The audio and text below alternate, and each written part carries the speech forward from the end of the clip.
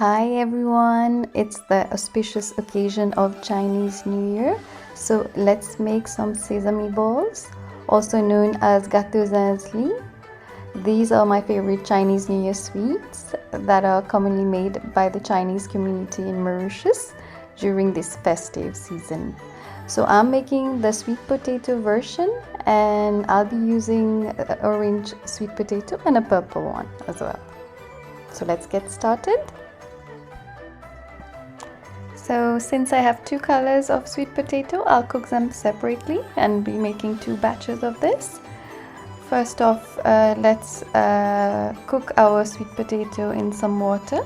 Here I have about 1.5 cups in a pressure cooker until the sweet potato is completely soft.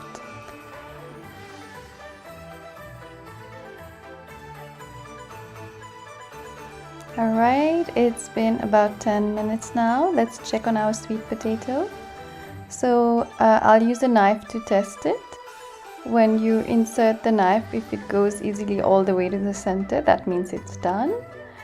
So all we have to do now is we have to just drain this on a plate and let the sweet potato cool down completely.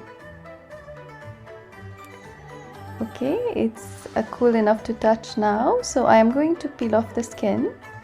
As you can see, it comes off very easily, so I'm just going to remove all the skin first.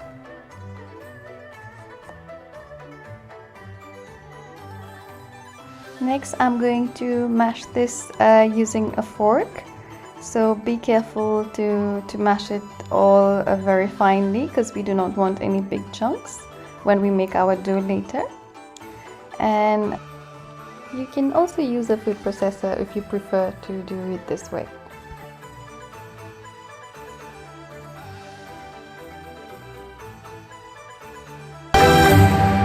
So my next step is I'm going to weigh the sweet potato puree that we've just made.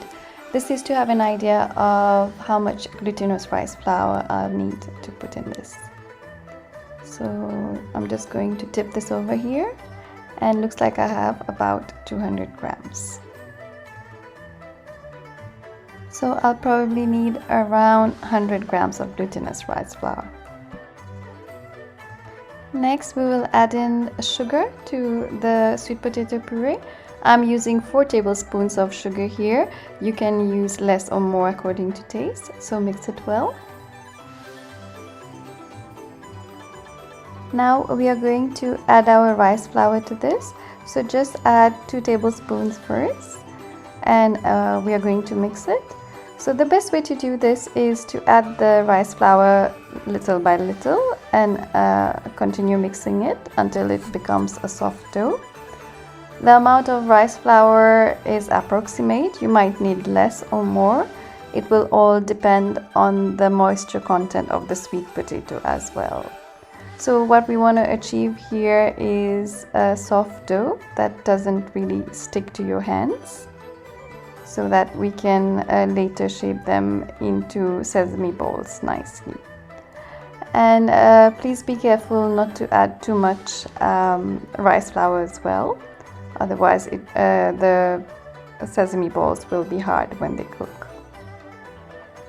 So my dough is coming together nicely now.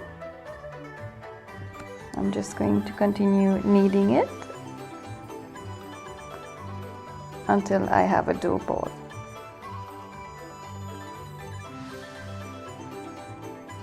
Now that it's done, I am going to cover this with a cloth and let this dough rest for about half an hour. I'll repeat the process for the purple sweet potato that I have for my second batch and leave it to rest.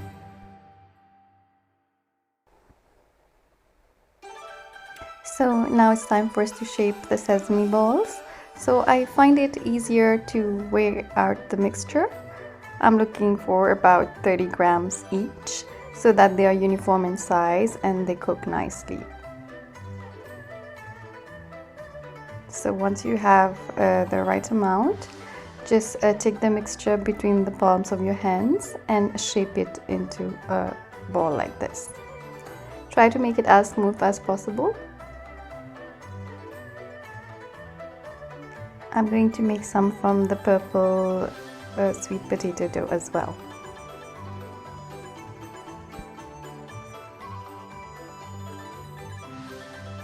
In a bowl, I'm going to add 1 heaped tablespoon of glutinous rice flour, and I am going to mix in some water to make a paste. So mix it well so that there are no lumps, and then add in all the water. So I'm using here about ½ cup of water.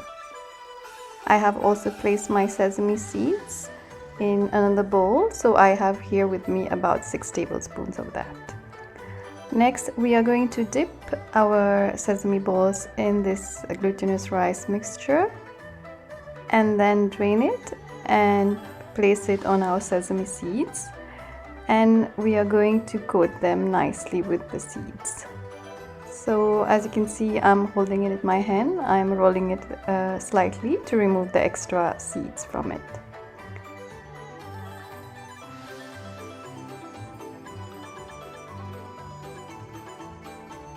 Time for us to cook our sesame balls now. I have placed the oil in a pan on low heat, and once the thermometer registers 130 degrees, it's good to go. So I'm going to add in my sesame balls one by one. We have to be careful that the oil is not too hot, otherwise they won't cook in the middle and burn on the top. Also, I'm not going to crowd my pan, so I'm going to add in only about 6 of them and cook them and then repeat. You'll notice that they will sink at the bottom, and that's perfectly normal. So what we will do is we are going to use a spoon, or in this case I'm using chopsticks, and move them gently around so that they don't start browning at the bottom. And we are going to keep doing this every now and then while they are cooking so that they brown evenly. And I am going to cook them for about 6 to 8 minutes. It's been about 8 minutes now, and our sesame balls are ready. So I'm going to drain them. And look how nice and golden they are. So you can place them on some absorbent kitchen towel. Time for a taste test. They are nice and soft in the middle and crisp on top, just like I like them. Okay, now I'll show you how to make the sweet mung bean filling for the stuffed sesame balls. The ingredients that you will need are as follows. We'll start by washing the mung bean dal under running water in a sieve. So I'm going to wash this until the water runs clear. Then I'm going to place the washed mung beans in a pan, and I am going to cover it with about 250 ml of hot water. Just shake the pan a little bit so that it's distributed evenly, and then I'm going to put the lid on and let this sit for 1 hour.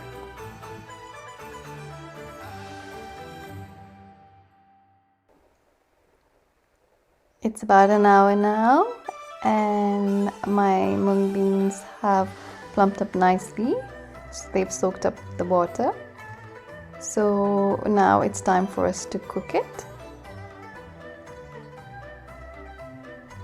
I'm going to add 200 ml of hot water to it first, and then I'm going to place it on medium heat. We are going to let this simmer for about 15 to 20 minutes until the dal has softened completely. So our dal is fully cooked now. As you can see, it's really soft. I'm just using the back of my spoon to mash it nicely like this. You can also put it in a food processor if you like, but I like it a bit chunky, so I'm just gonna mash it this way. At this stage, it's okay for you to add a little bit of water, not too much, maybe 1/4 cup, so that it doesn't burn at the bottom. So we will mix this well so that the water is combined, and we make sure that's not burning at the bottom. Next I'll add in the salt and then my vanilla essence as well, and then our sugar as well. Bear in mind then when you're going to mix all of this together, the paste will become a bit more liquid as the sugar dissolves in it, but it should be okay after you cook it for a further 5 minutes or so.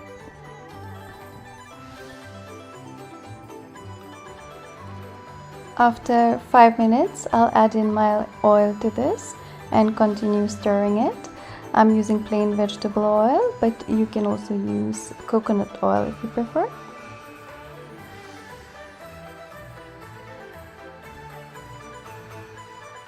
You can see my paste is quite thick now.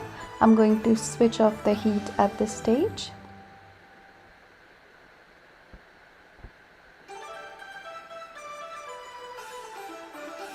And lastly, I'm going to add in my coconut, grated coconut to this and mix it.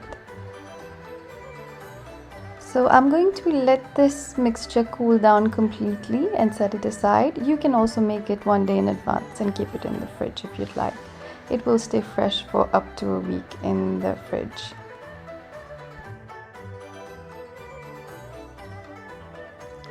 Our sweet mung bean filling is cold now. As you can see, it dries up nicely. And now I'm going to take a little bit of it and shape into balls.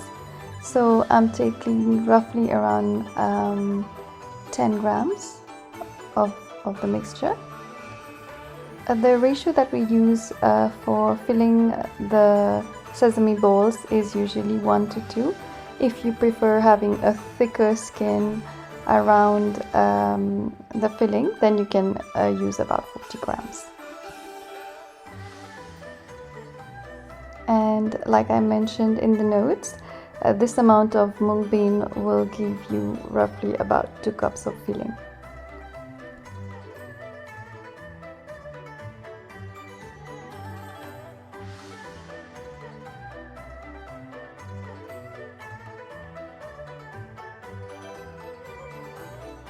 We are going to stuff our sweet potato balls with the filling now.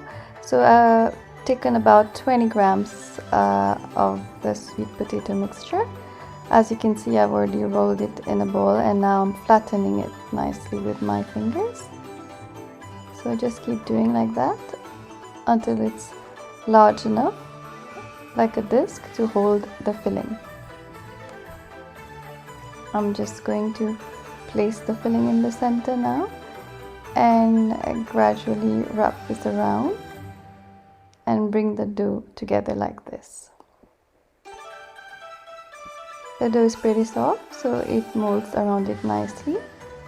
And now I'm just going to stick it together and roll it between my hands very lightly until the surface is smooth.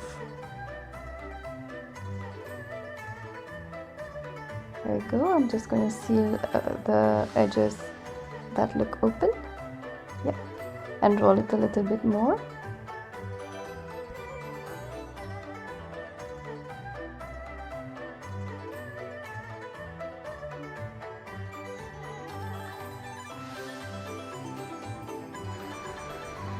We are going to coat these sesame balls the same way like we did before, and also cook it at the same temperature like we did for about 8 minutes.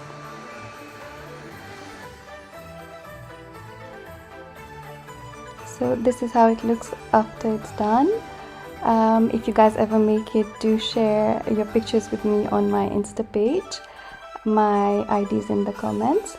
Thank you so much for watching, and I would like to wish you and your family a happy and prosperous new year. Thank you.